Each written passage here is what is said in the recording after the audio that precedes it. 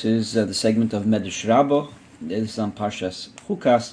We're going to discuss the punishment that Moshe Rabbeinu got for the sin in regards to the Sela, the rock.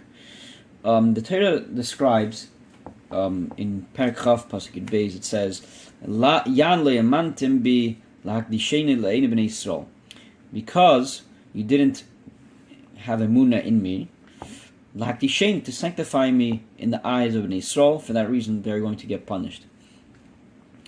The Medrash Rabba asks a very simple question, and Rashi mentions this question as well. They ask, seemingly, if you look in the Parshas Bahaloischa, over there, in regards to when the Yidden, the Jews complained about not having meat. They wanted meat. And Hashem told them, don't worry, tomorrow something will happen. They'll have plenty of meat, etc., etc. And they complained about fish as well. So Hashem, Moshe there told Hashem, he said, how could anything suffice? You think all these sheep and cavalry, if you were to slaughter them, will that suffice? Could you find enough for them even? All the fish in the ocean, if you gather, will that be enough? Could you find them? The Medrash says that seems to have been a harsher,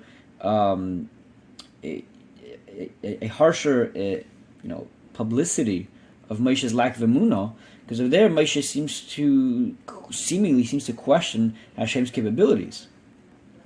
Here was nowhere near that. Here he simply, did the wrong, so to speak, on a simple level, he did the wrong thing. Not that he didn't expect Hashem to, supply the people with water. No, it was suspected. He just did the wrong thing. How was he supposed to go about it? On a simple level. So that didn't seemingly show nearly as big as a lack of emunah.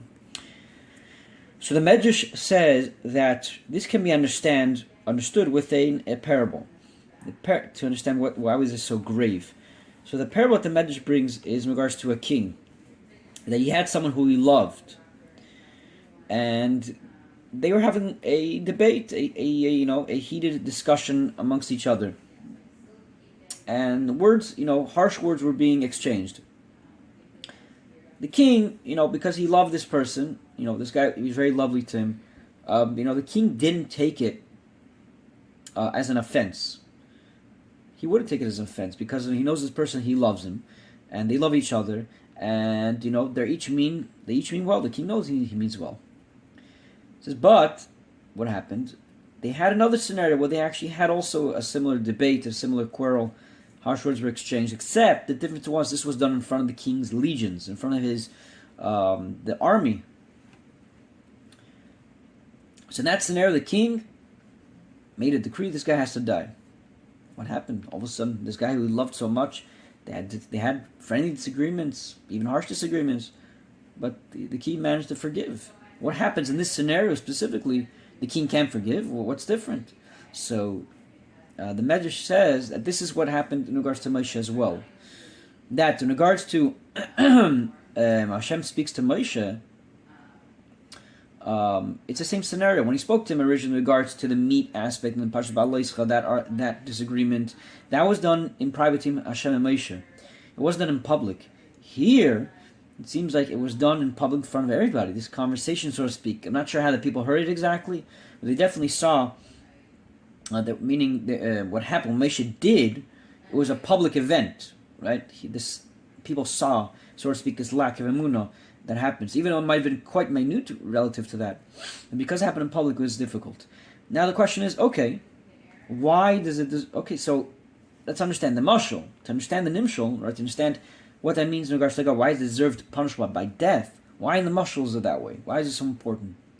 Because even though they might have a friendship, right, the king might not take this personally in regards to him, but what the problem might be is that this could create a massive uproar and uptick against the king's kingship as a king as a whole, as his responsibilities, right? If the people were to see that this guy is being disrespectful in front of the king, even though he's his friend and everything, it would right away take a certain layer of respect towards the king, and it would immediately create a certain type of a kaltkeit, a coldness in this aspect of reverence, etc., etc., and it could lead to many other things.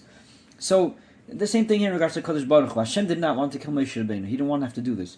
But there's a bigger plan over here. There's the Jewish people. They have their responsibilities. This would mess with those responsibilities.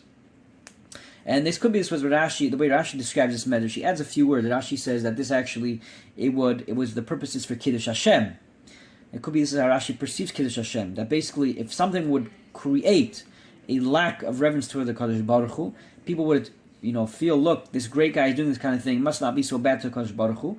So that is a lack of a Kiddush Hashem, right? A lack of Kiddush Hashem could be in the form of reverence. So that's a lesson that could be learned in regards to any circumstances, could be in regards to a teacher and a parent, etc., etc.